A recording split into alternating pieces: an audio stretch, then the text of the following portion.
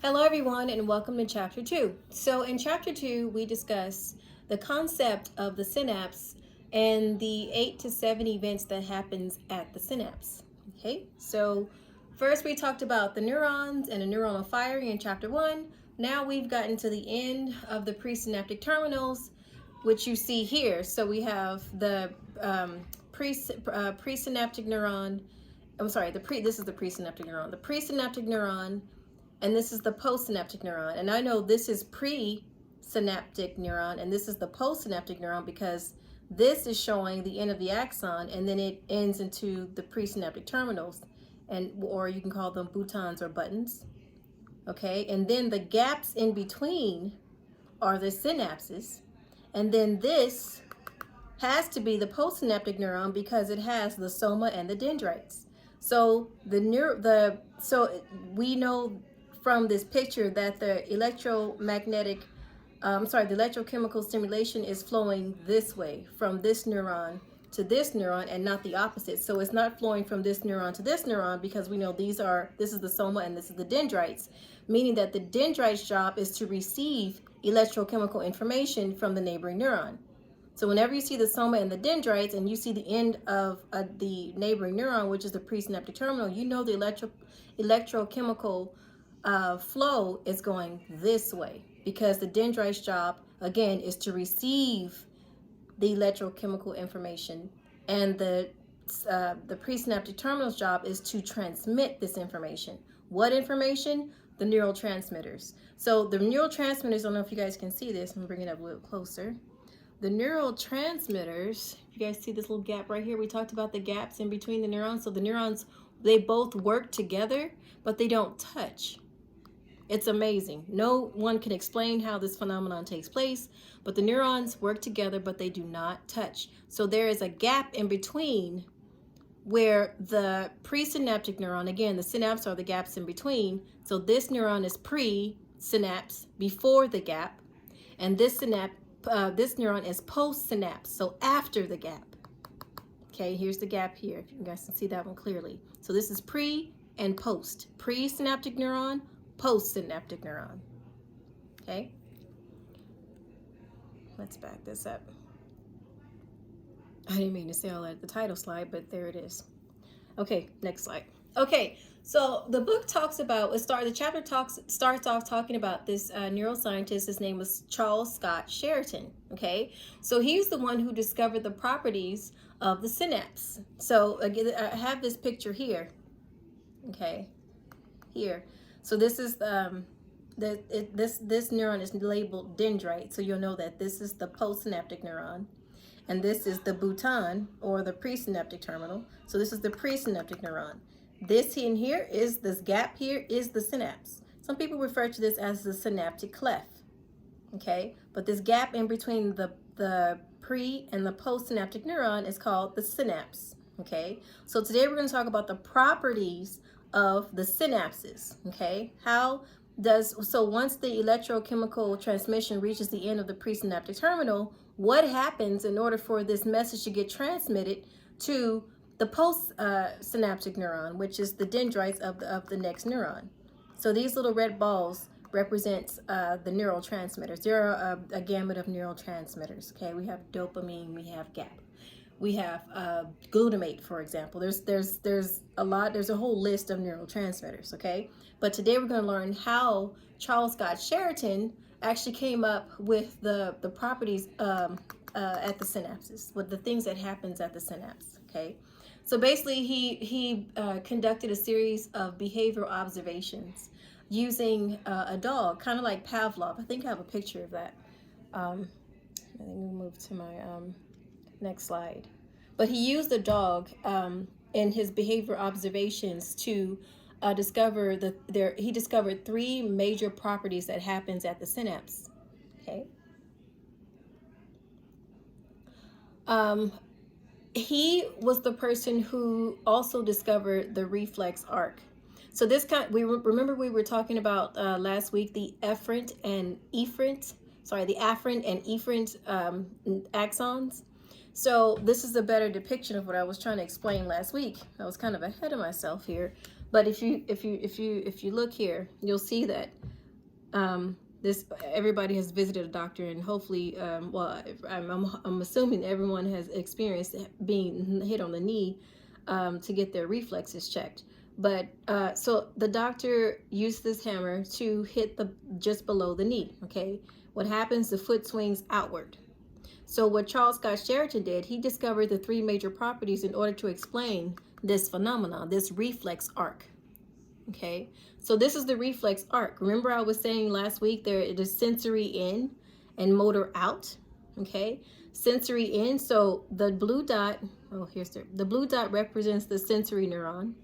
Okay, and then you have the motor, which represents the red, which represents the motor neuron, and then you have that interneuron, that this little green guy in between. Remember I was saying that this is the one that connects the motor with the sensory. Okay, there are some connections.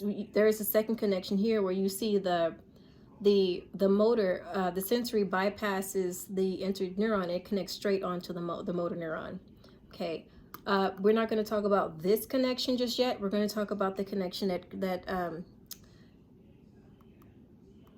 what am I trying to say? The connection that includes the intrinsic or interneuron here, this little green guy. Okay, it's a neuron by itself. So this is when I was explaining last week that both the dendrites and the presynaptic terminal are within the same structure. So this structure here is the spinal cord. This is one portion of the spinal cord.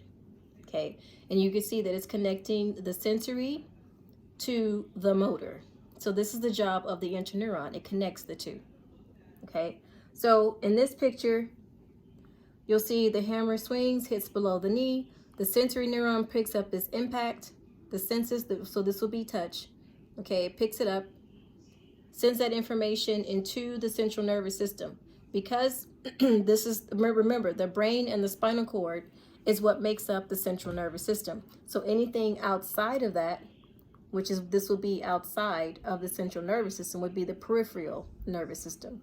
Okay, so the sensory information of touch, so this impact here, went through the sensory neuron, connects onto the intrinsic neuron. It's been calculated. Now it is inside of the central nervous system. Central nervous system calculates this happening, and then it sends out motor commands to the muscle in order for the leg to swing forward. Okay, so the reflex arc is always sensory in, motor out. Sensory in, motor out. This is the arc. Okay.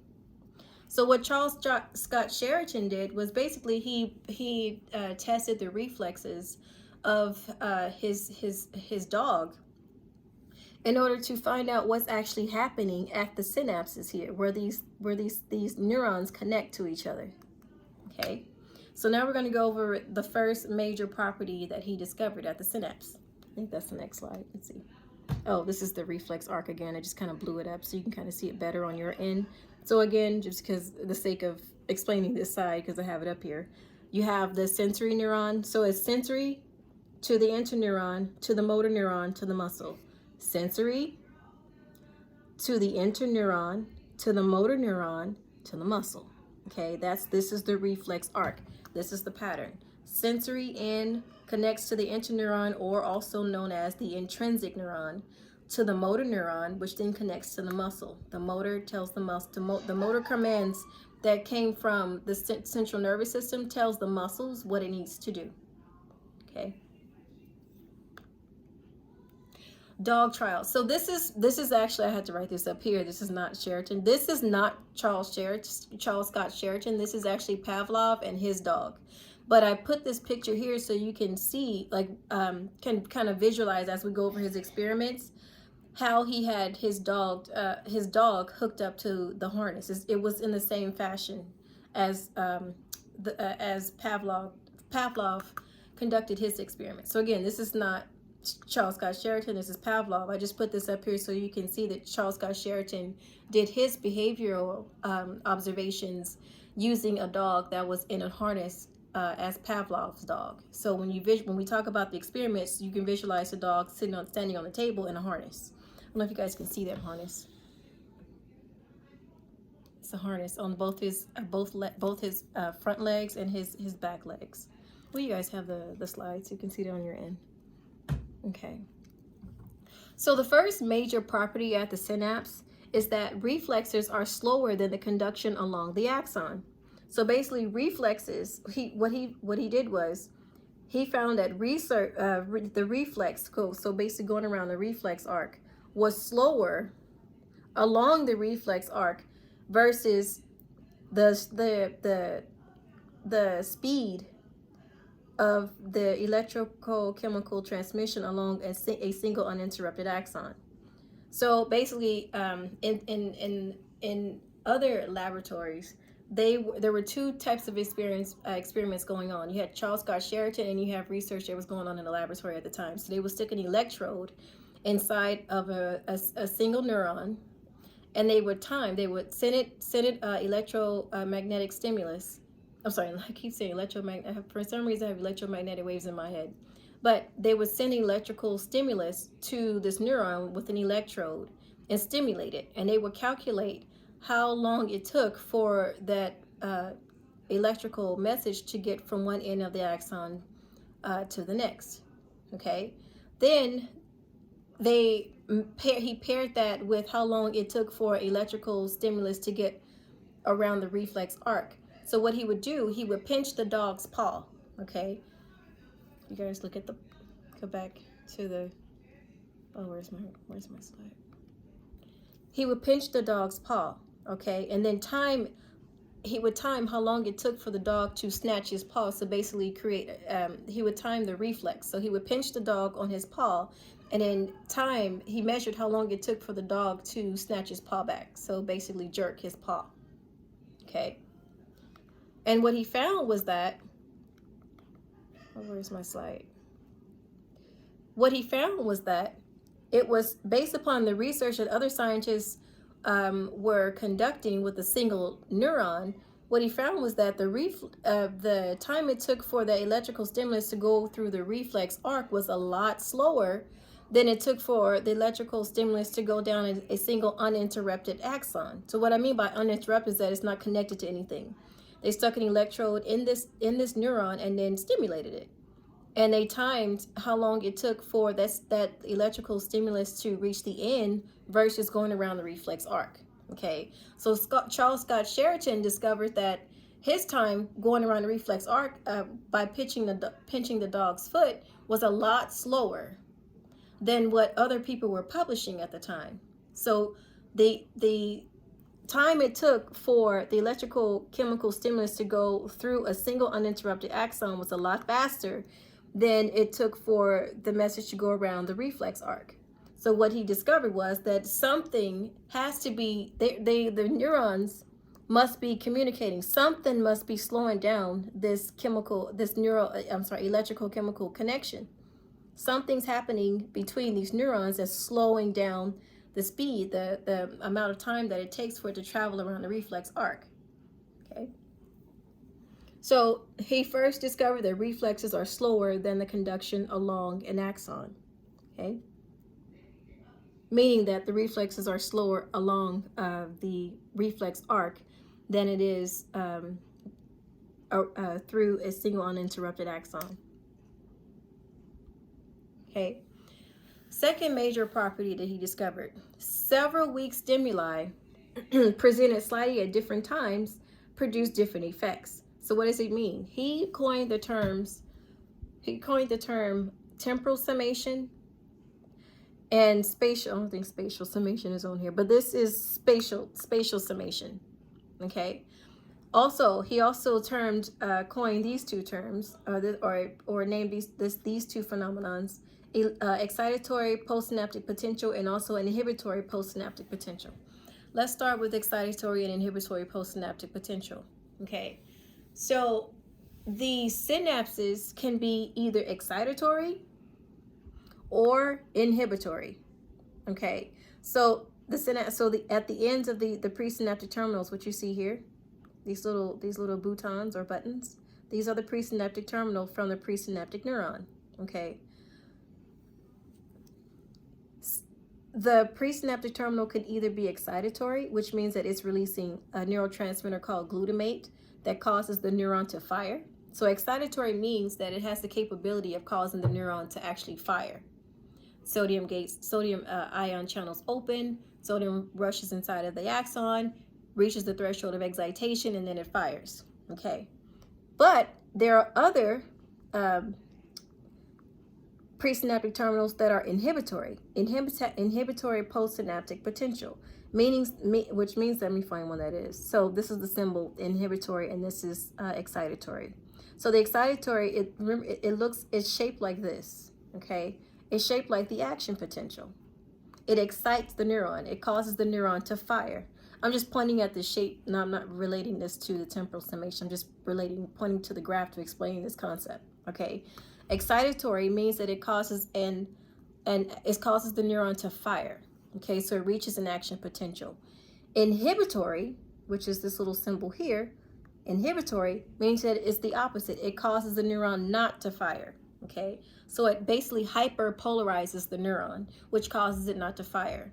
So it's what he basically found by pinching the dog's foot was that sometimes the dog would pinching the dog's foot would excite his reflex arc, which means that he would draw his paw back. He would show a reflex, and then sometimes it didn't, which means that his paw just remained dormant. It just laid there. So he figured that some presynaptic terminals were excitatory and some were inhibitory. Oh, I had to sneeze, sorry. Some were inhibitory. Okay, that's the first two things. So some presynaptic terminals are excitatory, which means that it causes the postsynaptic neuron to fire, and some are inhibitory, which means that it causes the postsynaptic neuron not to fire. Okay. Then, as he was doing these dog trials, he came up with temporal summation and spatial summation. Temporal means time, summing over time. What is summation over time? The stimulus. So basically, this is the chart that was developed. Okay, and this is RP means resting potential. The T means threshold of excitation. Okay, and this is measured in millivolts. Okay, so this is the 0 millivolts. So a resting potential, again, we all know this is at negative 70 millivolts. Okay, so now in your mind, picture the dog in the harness as I've just shown you a few slides ago. First trial, okay, first attempt, he pinched the dog's foot. Now, when he pinches the dog's foot, it causes, these are all depolarizations. Remember, depolarizations is when there's an incoming electrical stimulus and it causes the sodium ion gates to open. So the first time he pinches the dog's foot, so this is the first stimulus, boom, pinch the dog's foot. This, when the little red line goes up, so first it was at resting potential. As soon as he applied the first stimuli, which is the pinch, sodium gates begin to open, okay? But not enough sodium gates open in order for the neuron to reach a threshold of excitation, okay? So first, let me just start over again. Let me make my pointer better, my little pen. Resting potential, we are polarized. So at some point, he applied the first stimulus, okay? Causes the sodium gates to open, but not enough sodium rushed inside of the neuron in order for it to reach the threshold of excitation. So it begins to depolarize slightly. Remember, polarized state is resting potential. So when a electrochemical stimulus comes in, a message comes in, it causes the sodium ions to depolarize slightly, okay? Because it wasn't strong enough for it to reach the threshold of excitation. So we're just still down here. So he applies the first pinch of the dog's foot, causes a few sodium ions to open, but not enough sodium rush into the inside of the cell in order for it to reach the threshold of excitation. So before this depolarization begins to decay, which means that it just goes back down to resting potential, he applied a second stimulus. So this is the first stimulus, depolarized slightly. Before it began to go back down or decay, he applied a second stimulus. This is the second pinch, okay? So now we went from here to here, okay? So the depolarization is actually more during the second pinch than it was during the first pinch, okay? So we're almost at the threshold of excitation. So then he applies the third pinch. The third pinch added on to the effects, it creates the summative, so basically the summative effects from the third pinch, the second pinch, and the first pinch together. So the sodium that was released all together, the summation of the sodium ions in total, led to the threshold of excitation, led us to the threshold of excitation. So it caused us to reach the threshold of excitation. Once we reach the threshold of excitation, again, between negative 55 to negative 65 millivolts, it causes us to fire, okay? And then we fire and it reaches the action potential, which is the peak of the firing. The AP means action potential. Reach the peak of the firing, okay? So this is temporal summation. So basically, it's the summation of each stimuli across time. Remember, temporal is time. So every time he elicited a stimuli, which is the pinch of a dog's foot, the effects of the first one, which the effects is the opening of the sodium ion channels, the effects of the first pinch summated with the effects of the second pinch, which then added to the effects of the third pinch, which helped us to reach the threshold of excitation and firing to the action potential. So temporal summation is summating all of these stimuli across time, the time that he actually applied the stimulus. So that is temporal summation. Spatial summation brings us back to the excitatory and inhibitory postsynaptic potentials, okay? So as I said before, each presynaptic terminal has the ability to either cause an excitatory postsynaptic potential, means that it causes this neuron to fire, or it can cause it not to fire. It hyperpolarizes it. Okay, so it goes way below negative 7 millivolts during hyperpolarization. It means it causes it not to fire. Okay. During spatial summation, during this experiment, he pressed the dog's paw at 2 points at 2 points. So if this was the dog's paw, he pressed the dog's paw here, one spot, and then he pressed the dog's paw at another spot. Okay, so I'm going to use this chart to explain spatial summation. Spatial is space, summating across space. Temporal summation was summation across time. Every time he presented a stimulus, they added up to reach the threshold of excitation and caused it to fire, which means that the dog then jerked his foot. Spatial summation is summating, adding the stimulus or the stimuli across space. So if this was the dog's foot, he pinched one part of the dog's foot, which slightly depolarized the neuron, okay? And this is the first pinch, okay, on one side of the foot. Then he elicited another pinch on the opposite side of the foot, which caused the neuron to depolarize more, okay? And it's depolarizing across space, okay? So then he pinched the dog's foot at the same time in both locations. Boom, caused it to fire. The dog jerked his paw back, which means that the reflex, the action potential presented itself, which caused the dog to jerk his foot back. So it caused the reflex to occur. So what he deduced from all this was that the presynaptic terminals can, even though he was pressing a dog's paw in different spaces, it means that they can converge onto the same synapse. So you see these converge onto the same postsynaptic neuron. So if you see these presynaptic terminals here, so say for instance, black and red belongs to one presynaptic neuron, and blue and green belongs to another presynaptic neuron, but both of their presynaptic terminals are facing this single postsynaptic neuron.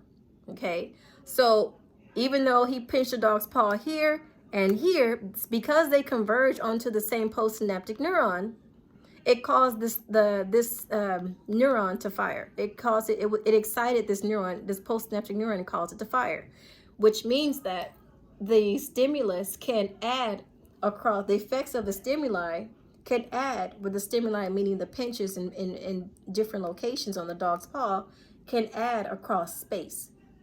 Okay, so he deduced that different neurons can converge onto the same postsynaptic neuron. Okay, so temporal summation is summating the stimuli across the time that the stimuli is presented that causes the neuron to fire. And then you have spatial summation, where you apply a stimulus across two different points in location, and because those two different neurons converge, those two different presynaptic neurons converge onto the same postsynaptic neuron, they can still cause, it can cause the dog to flex his paw. It still causes an excitatory activity, which causes the dog to flex his paw. Okay.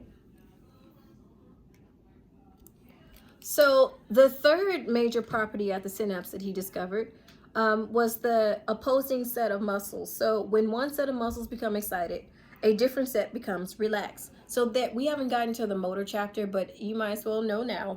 There's only one form of movement, and that's contractions. In the absence of contractions, there's no movement. So during contractions, that means that that area is being excited. So if you look at this is the same diagram I used the slide before to explain the opposing sets of basically the antagonistic muscles. Okay. So we have this little boy here. He has the flexor muscle and then he has the extensor muscle. Okay. So in order for this muscle to contract, okay, the neurons have to be excited. Okay. So in order to contract, that means that it is receiving excitatory postsynaptic potential to get the muscle to contract, the flexor muscle to contract.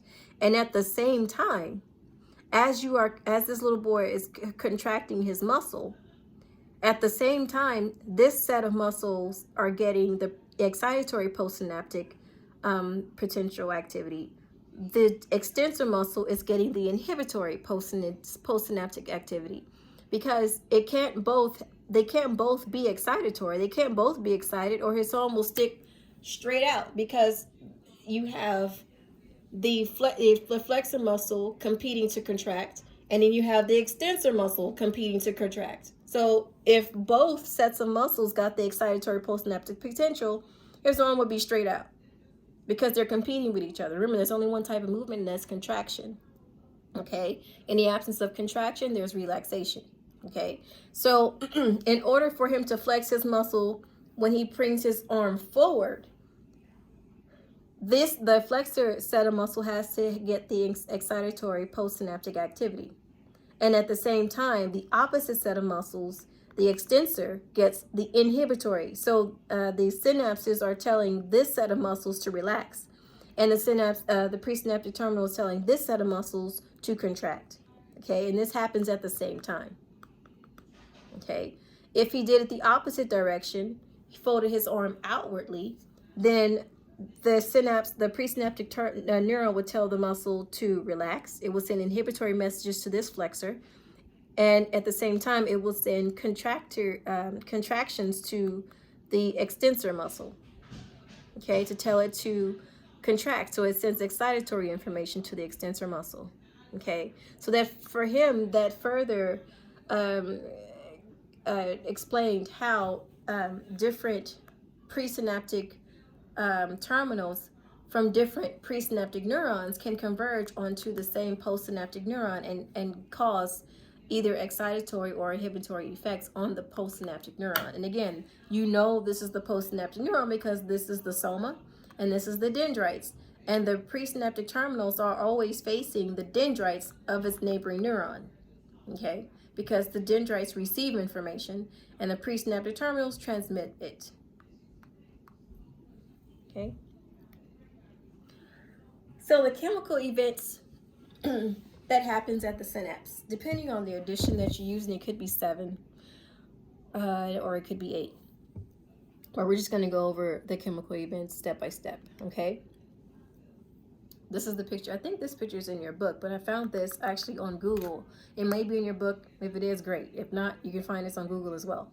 So basically what you see here at the synapse, the neurochemical message has traveled down to the presynaptic terminal. Okay, this is our button or our button or our presynaptic terminal. This is our electrochemical message traveling down, and it's this neuron's job, which is the presynaptic terminal. It's this job to send the electrochemical message to this dendrite. This is the postsynaptic. Okay, so in between, in this space here, this is the synapse. So remember I said the neurons communicate with each other, but they don't touch. There's a very small gap in between the presynaptic neuron and the postsynaptic neuron. Okay, so this neuron is this neuron's neighbor. Okay, so its job is to transmit the electrical chemical information to the neighboring neuron. This is a dendrite. Okay, the postsynaptic neuron, post meaning after the synapse, pre meaning before the synapse. And again, the synapse is the gap, which is also known as the synaptic cleft. Okay, so first, the electrical chemical stimulus reaches the end of the presynaptic terminal. This is the electricity here. Okay, it creates it shows that it has fired. It's showing the action potential. Okay, first step, incoming stimulus reaches the end of the presynaptic terminal. Second step, now we have another type of ion, which are calcium ion gates. The electrical stimulus causes the voltage-gated calcium ions to be released into the insides of the presynaptic terminal. What's inside the presynaptic terminal, or the boutons, are spherical sacs called vesicles. Not vessels, vesicles, like popsicles, vesicles. Okay, within these spherical sacs, these vesicles are the neurotransmitters. Say for instance, this is glutamate, the neurotransmitter glutamate, which is a neurotransmitter. It is excitatory, so it causes a neuron to fire. Okay, so the neurotransmitters are actually synthesized inside of the presynaptic terminal. Okay, so neurotransmitters. Oh, what is that? Trying to get this off the screen. Oh, this is annoying. Neurotransmitters are both synthesized, so they are made, and they are housed. What is that? And they are housed within the presynaptic terminal.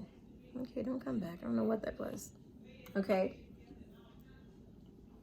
So again, step one, the electrical chemical voltage reaches the end of the presynaptic terminal, causes the calcium gates to open. There is an influx of calcium that rushes into the inside of the presynaptic terminal. Okay. Once that happens, the calcium then pushes these spherical sacs down closer to the end of the presynaptic terminal. Once that happens, they are released. Okay. The neurotransmitters are then released from the sacs into the synapse. That process is known as exocytosis. Exo meaning exit, outer. Exocytosis is the process of the neurotransmitters being released into the synapse. Once they have been released into the synapse, they lock on, like a lock and key method, they lock on to the receptors on the dendrite. Once they lock on, you have ionotropic, metabotrophic effects that happens. I'm not going to go that deep with this class. This is not my biopsychology class, but I do go deeper with my biopsychology class. This is just a seminar, okay? So once they lock on to the receptors, they activate it, okay? Which means that it causes it to, it excites, it creates a postsynaptic effect, excitatory postsynaptic effect on this dendrite, which means that if this is glutamate, which is excitatory, it will cause this neuron to fire. It has the ability to cause this neuron to fire once it locks on, okay? Sends its information to this dendrite, tells this dendrite, you need to begin to fire, okay? Once it locks on, then it releases itself, okay? Once it releases itself, it can't just stay in the synapse. The synapse has to always be clear. The space in between these two has to always be clear. So once it releases itself, it has to undergo breakdown and reuptake, okay? So again, which glial cell helps this process along? The astrocytes, okay?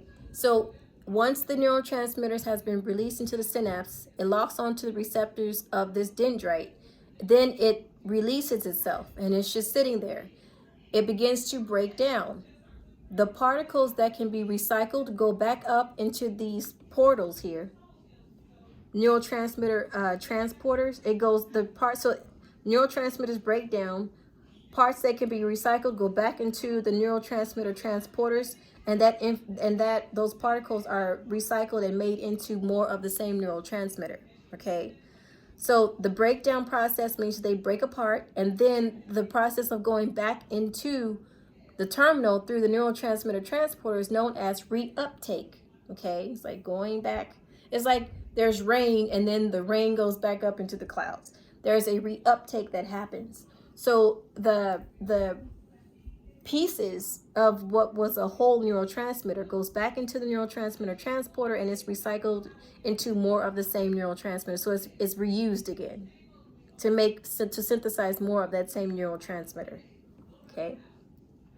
Then there's a feedback process whereby the postsynaptic neuron sends information to the presynaptic neuron, telling it to stop sending information. It's like, okay, I got the neurotransmitter information. You can stop sending me neurotransmitters now. Okay, so the postsynaptic neuron will then send bionegative feedback to the presynaptic neuron, telling it to stop sending me information. I got the message. I'm now I'm now gearing up to fire on my end. Okay, so in your book is about 7 to 8 steps, but that's the whole process that happens. Okay, and again, the astrocytes help to clean up the debris that's left over from the whole breakdown and reuptake process of the neurotransmitters. Okay. These are various types of neurotransmitters that we're going to see mostly in this class throughout the semester. Glutamate and GABA, definitely. So GABA is an inhibitory neurotransmitters. So when it's released at the postsynaptic dendritic sites or receptor site, it causes it to not fire. It causes an inhibitory postsynaptic potential. It causes it to create an inhibitory postsynaptic potential. Glutamate is excitatory, so it causes an excitatory postsynaptic potential, meaning it causes the postsynaptic terminal to fire. This one causes it not to fire. We'll get more into these two when we get into the motor chapter. Acetylcholine is another neurotransmitter. Another one, serotonin, and we talk about endorphins. Adenosine triphosphate, ATP is the energy that most of the cells we talk about use, and also nitric oxide. We'll talk about that in the throughout the semester. We'll talk about nitric oxide. Okay, so I just put this up here so you can see some of the most frequent neurotransmitters we'll be discussing in this class. Okay, release and diffusion. I kind of talked about this already. So exocytosis is when the neurotransmitter actually leaves the presynaptic terminal. It has been released into the synapses by the presynaptic terminal. And we talked about this basically through Charles Scott Sheraton's experiment. So the neurons may release more than one neurotransmitter. So if you can have a single neuron, presynaptic neuron, and each of its terminals can release a different neurotransmitter. So you can have one presynaptic terminal release glutamate, another presynaptic terminal release GABA, for example. Okay, so different presynaptic neurons, even though if you think about an octopus with tentacles, each tentacles of that single octopus can release a different neurotransmitter at each per tentacle. Think of it that way. Okay, so the neurons can release the presynaptic terminal at the end of each neuron can release a separate neurotransmitter. Okay, then this right here, neurons may respond to various neurotransmitters. So that's basically, it could be excitatory postsynaptic potential or an inhibitory postsynaptic potential. Excitatory means it'll cause the postsynaptic neuron to fire, and inhibitory means it can cause the postsynaptic neuron not to fire. Okay. This is your stop and check. Hopefully everybody will do well in this section. Some of your check-ins may come from here when we do it in class discussions and stuff. For those who have that, for those who are taking 490 with me, this would be a good slide to go over to make sure you understand the information. If you cannot answer these questions here from either the chapter, reading the chapter, or just listening to me through the lecture, then these are some of the questions you should ask me during our class discussions for those of you taking my senior seminar. Okay. Breakdown and reuptake, I just discussed this, but since I've made a slide about it, I'll just review it one more time. So the neurotransmitters cannot remain in the synapse because the synapse has to always be clear. The reason why the neurotransmitters cannot remain in the synapses is because it'll keep locking on to the postsynaptic neuron, which it'll keep causing the same effects to happen over and over and over again, and you wouldn't want that, okay? um, because it can alter your behavior. You'll repetitively feel some type of way, either too excited or maybe depressed. So the neurotransmitters could cause you to feel certain behaviors. We'll talk about that later in the semester, okay? So the neurotransmitters cannot stay in the synapse because it'll keep activating the postsynaptic neuron. Okay, so they have to be broken down into their smaller parts, which is the enzymes, and then it undergoes reuptake. So those enzymes go back into the neurotransmitter transporters that are located on the presynaptic terminal, and they are recycled and made into the same neurotransmitter. Okay. And that is the end of what we're going to cover for chapter 2. Okay.